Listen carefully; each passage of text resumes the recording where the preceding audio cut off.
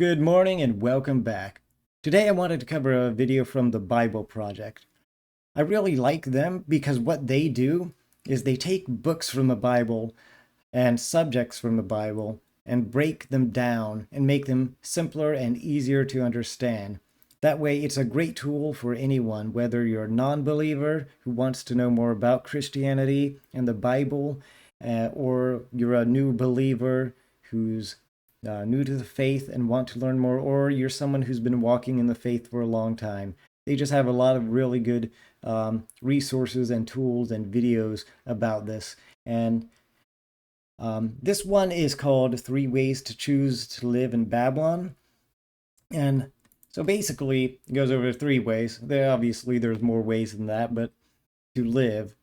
But at the same time, again, it simplifies things.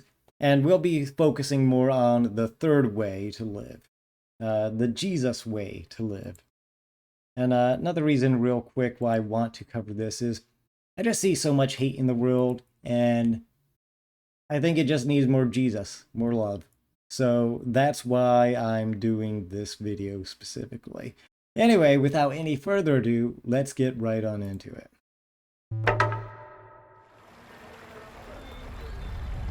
In the year Also says the way of the exile. I like that. 587 BC, the city of Jerusalem was attacked by the Babylonian Empire. And a year later, the city and the temple were plundered and burned. Thousands of Israelites were taken from their homes and relocated all over ancient Babylon. They became exiles. And so now they're a minority, surrounded by a new culture with new gods. Now, some Israelites chose to resist Babylon by revolting or withdrawing. Others gave in, adopting the Babylonian way of life and accepting these new gods as their own. And you might think those are your only two options, but the prophet Jeremiah told them to do something totally different and surprising. To settle in, build houses, plant gardens, grow families, and most surprisingly, to seek the well-being of Babylon and pray to the Lord on its behalf. So this is like a third way. Yeah. The way we will be focusing on. Also, see, again, goes back to serving others and helping others. Might be surprising to other people who think it's more important to make sure everything goes exactly how they want it. But again, it's about humility and serving.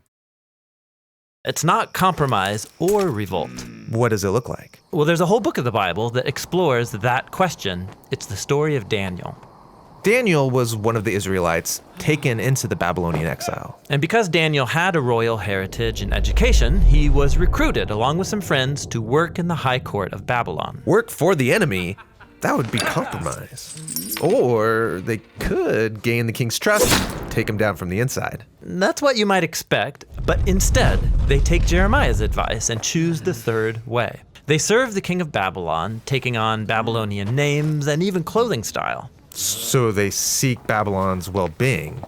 But in doing so, aren't they just giving up their heritage? It could seem that way, but actually they aren't. As you read on, the story focuses on moments where they draw the line, and they choose faithfulness to their God and resist the influence of Babylon. So for example? Well, like when they're commanded to bow down to the idol of Babylon and give allegiance to the king as if he's a god. They won't go that far. Right, this is where you see their true loyalty.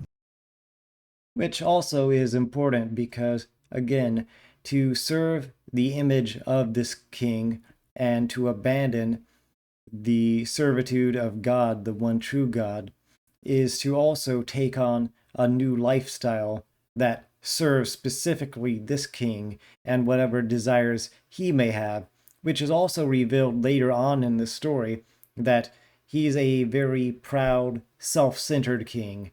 Meanwhile, the Lord, the way he shows us is to have us humble ourselves, to serve and love others. So to give up serving the Lord is to give up serving in love and peace and kindness to those around them, and rather to just serve specifically the king.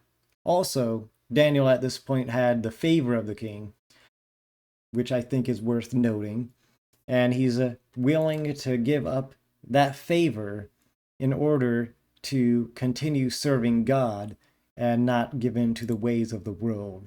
which is selfishness and greed and just enriching oneself. It requires them to critique Babylon's idolatry of power, its arrogance, its injustice, but they do it non-violently by laying down their lives.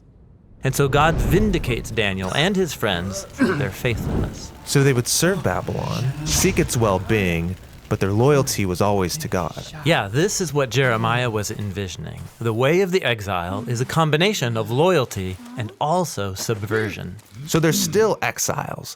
But don't Daniel and his friends long to go home? Yes, in fact, Daniel believed that God was going to send a ruler to bring down Babylon and create a true kingdom of peace. When did he think this ruler would come? Well, at first he thought within his lifetime, but then he had a dream where he found out that after Babylon would come another oppressive empire, then another, then another.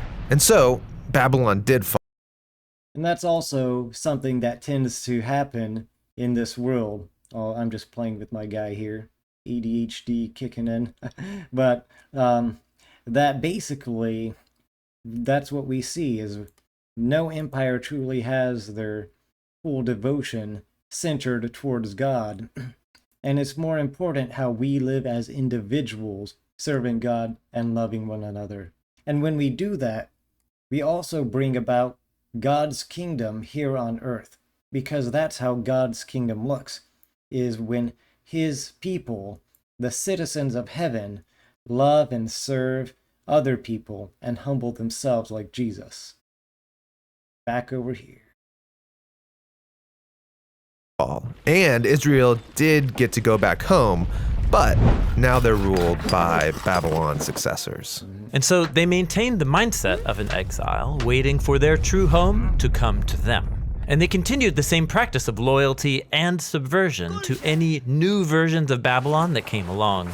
And this leads us to the time of Jesus. The empire of his day was Rome, ruled by Caesar. Now, some Israelites wanted to resist, while others gave in and adopted Roman culture and its gods. But watch Jesus carry on the subversive loyalty of Daniel. Like when he said, it's fine to pay taxes to Caesar, give him back his coins. But then he said, don't mistake Caesar for God. God's the one who deserves your total life and allegiance. So the way of Jesus is this same mix of loyalty and subversion.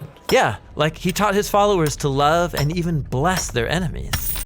And also, to go on the teachings of Jesus, first of all, he himself said that he came to serve, not to be served.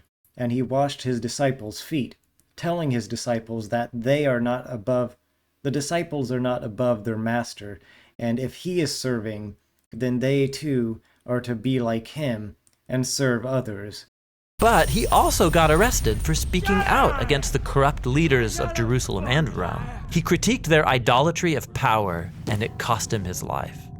But God vindicated him by raising him from the dead as the true king of the nations. Amen. The king that Daniel had hoped for. Right. And Jesus promised that one day his kingdom would prevail. And so until then, his followers are living in a type of exile. Yeah, this is why the Apostle Peter calls followers of Jesus foreigners and exiles. He told them to respect the authorities of whatever place you happen to live, to honor and love all people, but then he reminds them that this isn't their true home. They're still living in Babylon. But, well, they're not living in Babylon. Babylon doesn't exist anymore. Or does it?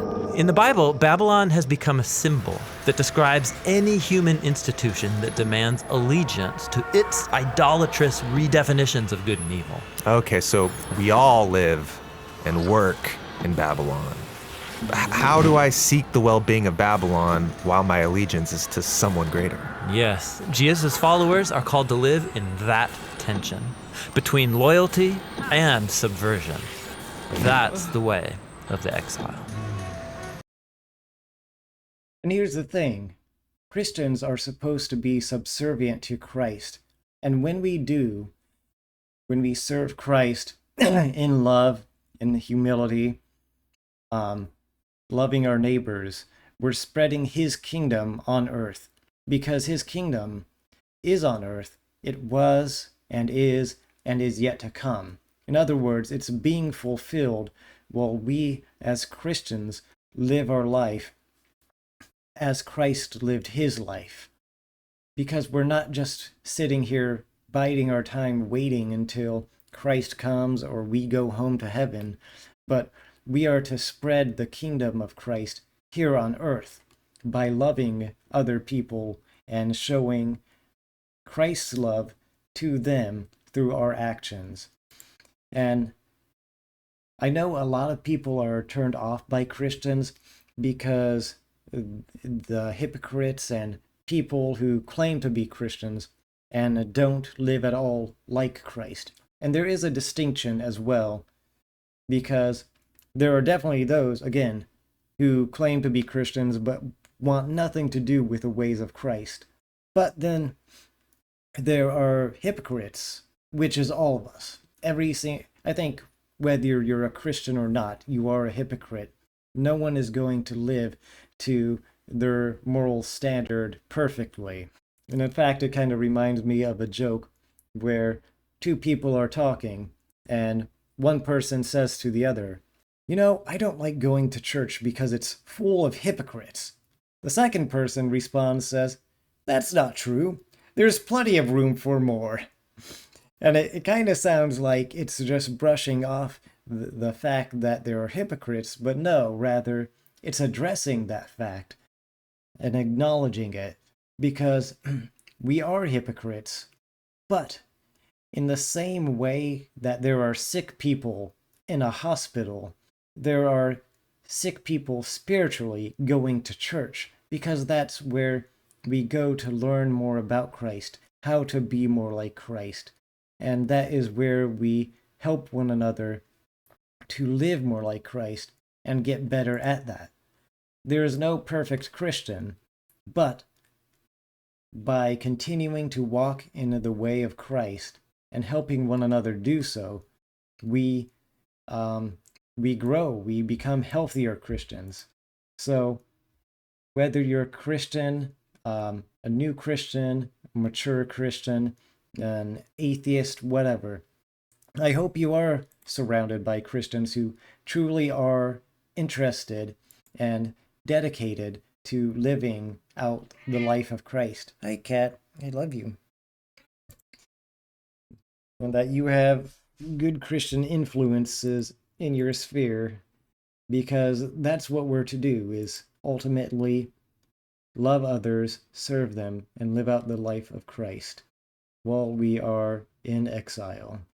Well, that is all I have for today. Thanks for watching. I hope all of you have a wonderful day, and goodbye.